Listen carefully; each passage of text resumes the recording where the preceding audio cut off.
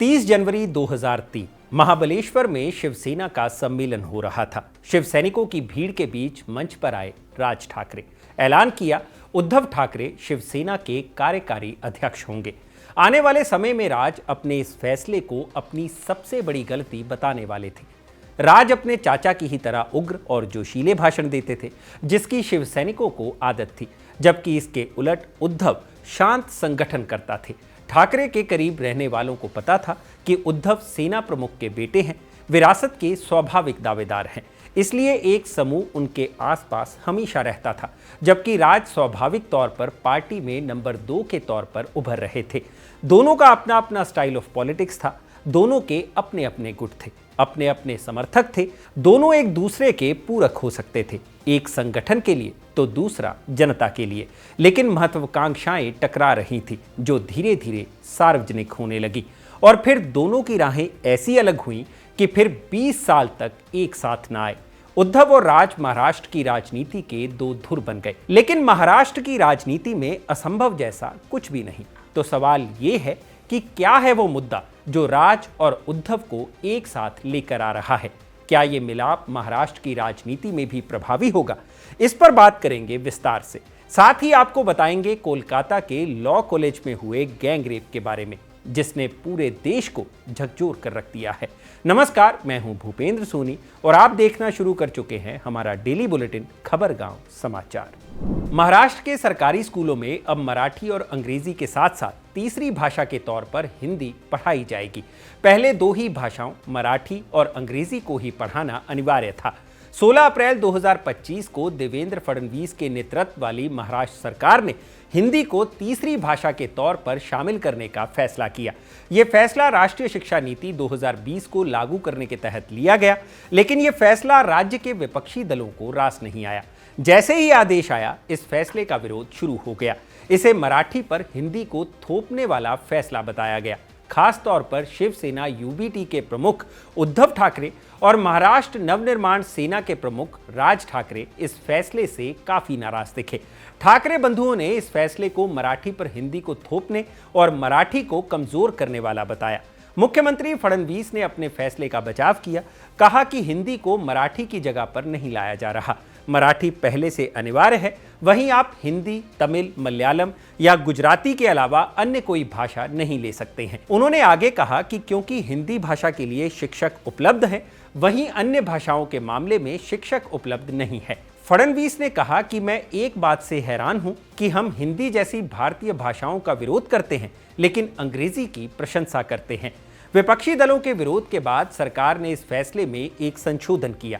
नए आदेश में कहा गया कि हिंदी अब अनिवार्य नहीं होगी। छात्रों के पास हिंदी के अलावा दूसरी भारतीय भाषा को भी चुनने का विकल्प होगा, बशर्ते स्कूल में एक ही कक्षा के कम से कम 20 छात्र ऐसा अनुरोध करें। लेकिन इस फैसले के बावजूद हिंदी का विरोध कर रहे नेताओं का गुस्सा शांत नहीं हुआ। अक्सर गैर मराठी भाषियों को पीटने की वजह से चर्चा में आने वाली पार्टी महाराष्ट्र नवनिर्माण सेना ने जगह जगह बैनर लगवा दिए, हम हिंदू हैं, हिंदी नहीं। मनसे प्रमुख राज ठाकरे ने इसे मराठी संस्कृति पर हमला बताया, चेतावनी दी कि स्कूलों में हिंदी पढ़ाने नहीं देंगे और हिंदी की किताबें बिकने नहीं देंगे। मराठी हितों की रक्षा और हिंदी विरोध की राजनीति से राज ठाकरे को और कुछ हासिल हो या ना हो, लेकिन उन्हें अपने परिवार और पितृ संगठन शिवसेना का साथ हासिल होता जरूर दिख रहा है। भाई उद्धव के साथ 2 दशक से चली आ रही लड़ाई खत्म हो सकती है। अप्रैल में ही दोनों भाइयों ने हिंदी विरोध के मुद्दे पर साथ आने के संकेत दिए थे। एक इंटरव्यू के दौरान राज ठाकरे ने व्यापक हित में एकजुट होकर लड़ने की बात कही थी। कहा था कि उनके पिछले मतभेद मामूली हैं और मराठी मानुष के व्यापक हित के लिए एकजुट होना कोई मुश्किल काम नहीं है। जवाब में उद्धव ठाकरे ने भी सकारात्मक संकेत दिए थे। कहा था कि वो छोटी मोटी बातों और मतभेदों को नजरअंदाज करने के लिए तैयार हैं, बशर्ते कि महाराष्ट्र के हितों के खिलाफ काम करने वालों को कोई महत्व नहीं दिया जाए। अब दोनों भाई एक साथ कदम से कदम मिलाकर हिंदी के विरोध में संयुक्त मार्च निकालने जा रहे हैं। ये रैली 5 जुलाई को निकाली जाएगी। पहले राज ने 6 जुलाई को विराट मोर्चा निकालने की घोषणा की थी, जबकि उद्धव ने 7 जुलाई को आजाद मैदान में हो रहे विरोध प्रदर्शन को समर्थन देने का ऐलान किया था।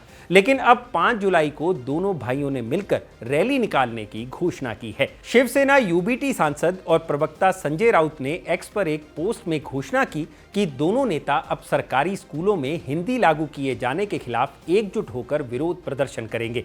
राउत ने उद्धव और राज की एक साथ तस्वीर शेयर करते हुए लिखा, महाराष्ट्र के स्कूलों में हिंदी थोपे जाने के खिलाफ एकजुट होकर विरोध प्रदर्शन किया जाएगा। जय महाराष्ट्र। इंडियन एक्सप्रेस में छपी खबर के मुताबिक संजय राउत ने बताया कि राज ठाकरे ने उन्हें फोन किया था और एक ही मुद्दे पर 2 अलग अलग रैलियों की बजाय साझा प्रदर्शन की बात कही। संजय राउत ने कहा कि उद्धव ठाकरे ने इससे सहमति जताई और 5 जुलाई को ही संयुक्त विरोध का फैसला किया गया। मनसे नेताओं ने भी दोनों भाइयों के साथ आने से खुशी जताई और इसे संयुक्त महाराष्ट्र आंदोलन 2.0 बताया। संयुक्त महाराष्ट्र आंदोलन 50 के दशक में मराठी भाषी महाराष्ट्र राज्य के गठन के लिए हुआ था, जिसमें राज और उद्धव के दादा प्रबोधनकार ठाकरे भी शामिल थे और शिवसेना की स्थापना के पीछे इस आंदोलन की महत्वपूर्ण भूमिका थी। इस आंदोलन के भी मूल में मराठी भाषा ही थी। वापस लौटते हैं ठाकरे बंधुओं पर। यह पिछले 2 दशक में पहली बार है जब दोनों भाई राज और उद्धव किसी राजनीतिक मंच पर एक साथ नजर आएंगे। 27 नवंबर 2005 को शिवसेना से इस्तीफा देने के बाद कुछ पारिवारिक कार्यक्रमों को छोड़ दें तो राज और उद्धव कभी साथ नहीं दिखे। यहां तक कि जब राज ठाकरे अलग हुए तो उनके समर्थकों ने शिवसेना के दफ्तरों पर तोड़फोड़ की थी। राज को मनाने आए संजय राउत पर भी हमला हुआ था।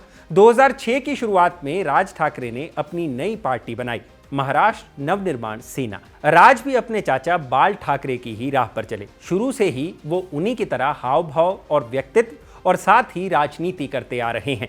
कार्यकर्ताओं के बीच उनकी मजबूत पकड़ है। उन्हें बाल ठाकरे के उत्तराधिकार का दावेदार भी माना जाता था। कम से कम 30 जनवरी 2003 की सुबह तक तो जरूर, जब महाबलेश्वर में खुद राज ने उद्धव के नाम का ऐलान शिवसेना के कार्यकारी प्रमुख के तौर पर कर दिया था। उद्धव शांत स्वभाव के थे, पर्दे के पीछे रहकर काम करते थे और महत्वाकांक्षी भी थे। दोनों भाई महाराष्ट्र के मुख्यमंत्री बनने की ख्वाहिश रखते थे। राज ने तो इस बात को स्वीकार भी किया था, जबकि उद्धव इस पद को संभाल चुके हैं। पिछले 2 दशक का दौर दोनों भाइयों के बीच काफी खराब रहा।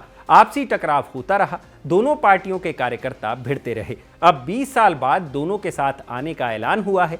ये साथ कितनी दूर तक रहेगा? क्या दोनों एक साथ संगठन बनाएंगे? 2 दशक पहले जिस बात को लेकर दोनों अलग हुए थे, क्या उसे भूलकर एक दूसरे को स्वीकार कर पाएंगे?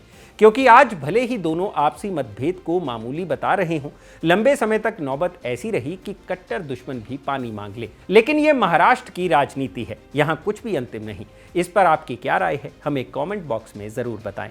अगली खबर है पश्चिम बंगाल से। कोलकाता के एक और कॉलेज से गैंगरेप की खबर आई है। पिछले साल एमजी कार मेडिकल कॉलेज में हुए गैंगरेप से पूरा देश दहल गया था।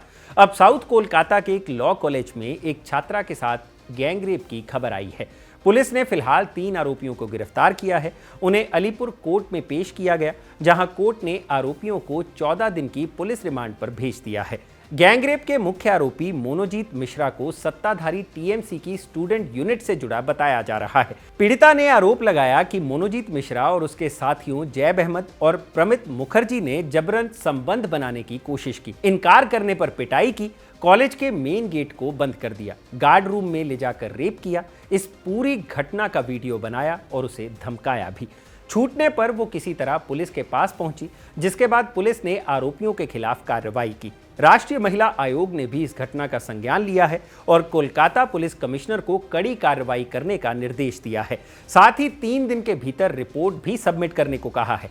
मुख्य विपक्षी भाजपा ने इसे बंगाल का गुंडाराज बताया और कहा कि ममता बनर्जी की सरकार में महिलाएं कहीं भी सुरक्षित नहीं है। देखिए, जब तक ममता बनर्जी रहेगी राज्य में एज ए मुख्यमंत्री और तृणमूल कांग्रेस पावर में रहेगी, तब तक होता ही रहेगा ऐसे एक के बाद एक रेप की घटना। क्योंकि आरजीकर की घटना घटी, सारे घटनाओं में आप देखेंगे कि ममता बनर्जी ने हमेशा और उनकी सरकार ने कोशिश की है कि रेप की घटना को दबाने के लिए।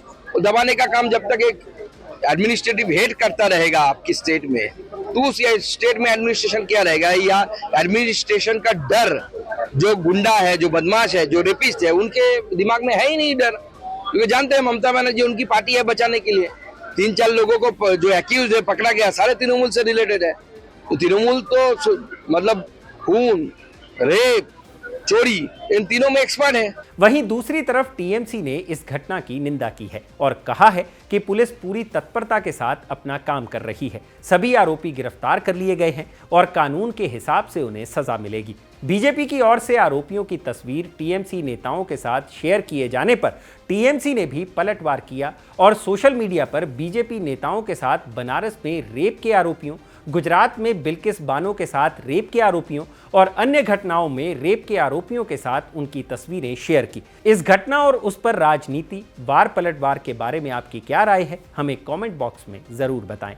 अगली खबर गुजरात से है, जहां आम आदमी पार्टी को झटका लगा है। गुजरात की विसावदर सीट पर हुए हालिया उपचुनाव में आम आदमी पार्टी को जीत मिली और जश्न का माहौल था, लेकिन ये ज्यादा दिन चला नहीं। गुजरात की बोटाद सीट से आप विधायक उमेश मकवाना ने पार्टी के सभी पदों से इस्तीफा दे दिया। उन्होंने कहा कि मैं आम आदमी पार्टी में पिछले कई सालों से संयुक्त सचिव के पद पर काम कर रहा हूं, लेकिन मैं सामाजिक सरोकार से जुड़े कामों में बहुत कम समय दे पा रहा हूं, जिसकी वजह से मैं पार्टी के सभी पदों से इस्तीफा दे रहा हूं। उन्होंने कहा कि गोपाल इटालिया को जितवाने के लिए पार्टी ने उम्मीदवार को भरपूर सहयोग दिया, लेकिन कड़ी में उम्मीदवार को इसलिए छोड़ दिया गया क्योंकि वो एक दलित उम्मीदवार था। उन्होंने कहा कि पार्टी ने कड़ी विधानसभा उपचुनाव प्रचार में किसी तरह का कोई ध्यान नहीं दिया, जहां एक दलित उम्मीदवार 10 लाख रुपए लोन लेकर चुनाव लड़ रहा था। उन्होंने कहा कि आम आदमी पार्टी दलित विरोधी पार्टी है।